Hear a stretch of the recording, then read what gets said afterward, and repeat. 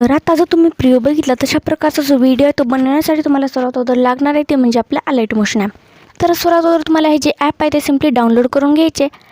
त्यानंतर इथे असलेली बीट आणि शेकचा जो प्रोजेक्ट आहे तो इथे इम्पोर्ट करून घ्यायचा आहे. त्याच्यानंतर जो बीटचा प्रोजेक्ट आहे तो आपल्याला ओपन करायचा आहे. ओपन केल्यानंतर तो तुम्हाला अशा प्रकारे दिसून येईल. तर इथल्या मॉडेलच्या इमेजेस तुम्हाला चेंज करायचे असतील तर सिम्पली त्या लेअरवरती क्लिक करायचं, कलर अँड फिलवरती जायचं. त्याच्यानंतर अशा प्रकारे ही जी तुमच्या मॉडेलची इमेज आहे ते तुम्ही अशा प्रकारे इथून चेंज करून घेऊ शकतात. तर इथल्या 5-6 ज्या काही इमेज आहेत त्या सर्व इमेजेस तुम्ही सिम्पली चेंज करून घेतल्यानंतर आपल्याला जायचं आहे आपल्या नेक्स्ट बीटवरती. नेक्स्ट बीटवर गेल्यानंतर प्लसच्या आयकॉनवरती जायचं, मीडियावरती जायचं, जे काय तुमच्या मॉडेलची इमेज असेल ती ॲड करून घ्यायची.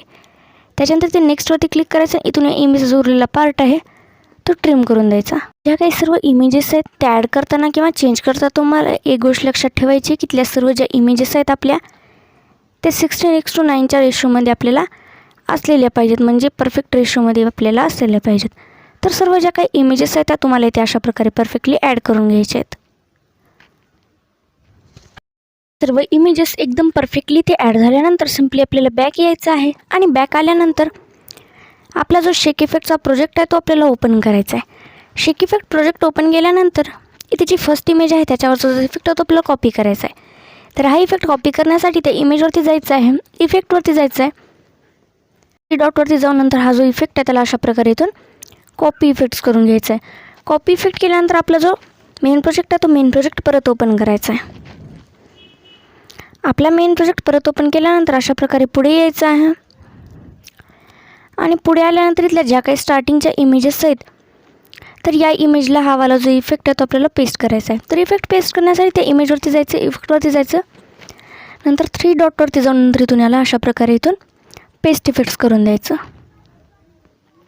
जसं डबल बीट आपल्या येईपर्यंत त्या इमेजपर्यंत हा वाला जो आपला इफेक्ट आहे तो सिम्पली अशा प्रकारे इथून पेस्ट करून द्यायचा आपल्याला.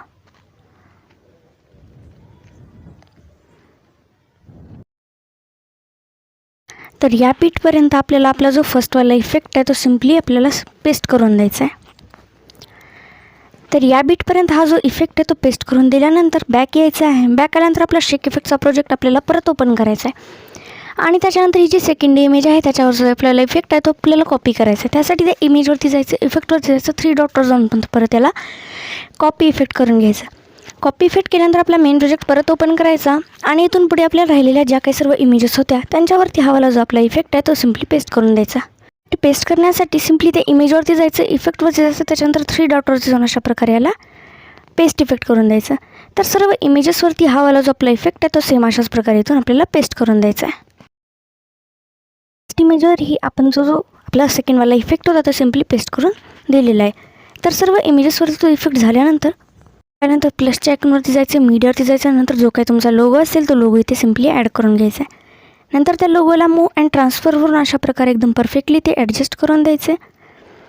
लोगोला ॲडजस्ट करून दिल्यानंतर अशा प्रकारे नंतर एंडिंगपर्यंत यायचं आहे. एंडिंगपर्यंत आल्यानंतर या लोगोची जी साईज आहे तिथून अशा प्रकारे वाढवून द्यायची. नंतर त्याला ब्लेंडिंग अँड ऑपोजिटिव्हवरती जायचं आहे आणि नंतर त्याला कॉन्स्ट्रक्टवरून इथून ओव्हरले करून द्यायचं आहे.